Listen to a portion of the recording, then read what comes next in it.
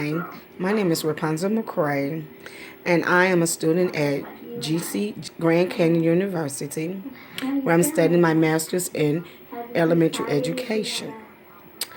This is my disposition video, and this video concerned about being an effective teacher and my goals as what I feel as what in these disposition an effective teacher is. And I have 4 questions that I have to answer. So the first question is concerning about how what disposition do you think will make a successful teacher? Well, I truly believe that a successful teacher truly have to believe in their students. First, they have to be patient and they have to have a passion for teaching. Then teachers also have to have an open and warm-hearted and an open mind for kids.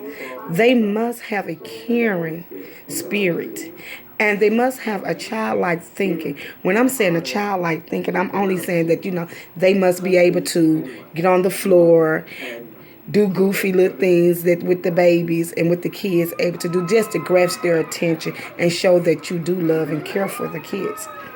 And my positive thing is that teacher must also have to give positive praises and feedback to the kids when they're wrong, and you have to turn that wrong into right by giving them a positive thing. And I also think all teachers must be role models, and they must have a good communication with their students and give them and show respect to the students. That's what I feel that a successful teacher should be. My second question is, what disposition do you think a first year teacher should have when they enter a classroom?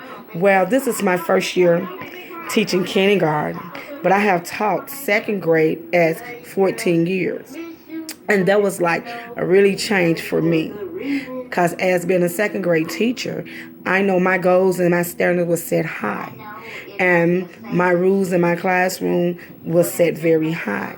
But going to a kindergarten classroom, I had to learn to break down my rules, only have 3 rules, and I also have to learn to be extremely patient with kindergarten. I have to learn to constantly repeat myself over and over, just a reminder of this is what the rule is about. This is your consequence if you break these rules. And also I have to learn to be comfort and doing different things when dealing with kindergarten. I have to learn to bring little objects and play objects to the classroom to lighten the room up, and so to say that this is what bring the interest in the kids. If I'm talking about a dog, I brought a dog pup and I act like the dog. I bark like the dog, and I even got on the floor and asked them, let's all us make dog sound, big dog sound, little dog sound. And so I have to learn to bring that, and I have to come out of my own comfort zone and do these different things. And also, and I have to learn that these were smaller babies. I had to cut down a lot of my expectations as being a second grader to a kindergarten teacher. But my expectation still was high for kindergarten as well. It still was that they needed to learn these alphabets, their sounds. They need to learn how to read. They need to learn their letters. They need to know all of their rhymes. They need to know all of their blends. So all of these things had come in segments that I had to learn to cut down a lot more when I was in second grade. And third question was, how do you plan to how do this disposition and able you to understand others' culture, generals, and learning difference, and building a strong relationship with these students and family? Well, what I plan to do was, my plan is to go out into the community, learn about these kids, know their background of the kids, know their history for the kids. And every child can learn. Every child can learn, and every child will learn at their own pace. And I as a teacher, you have to be. It's a challenge to you, and this is a big challenge to you when you teaching a lot of different learning disabilities and cultures, and it's a big challenge. But I believe if you show compassion and understanding for the student, this will help you in your teaching. It will help you learn more. It will help you grasp more. It help you want to do more for the kids.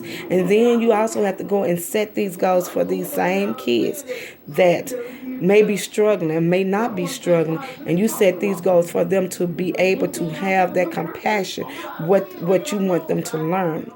And how do I accept using my feedback for evaluations and observation and data, where I get these feedback and I challenge myself with them. What I do, I build up on them. I give me out a big blue, draw me things out and say, this is what I plan to do. This is how I plan to grow. This is when they come in next time to evaluate me. They won't see this anymore.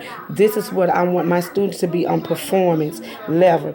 I set myself my own self a goal. I said in 4 months, these kids need to grow 2.6 goal level. Or in a year, I expect for our children in 1 year to grow and master all the alphabets and sounds, and know some of their blends. And these are the different things that I would do in learning and helping my children, and showing them that this is the way to make a very effective teacher. Thank you.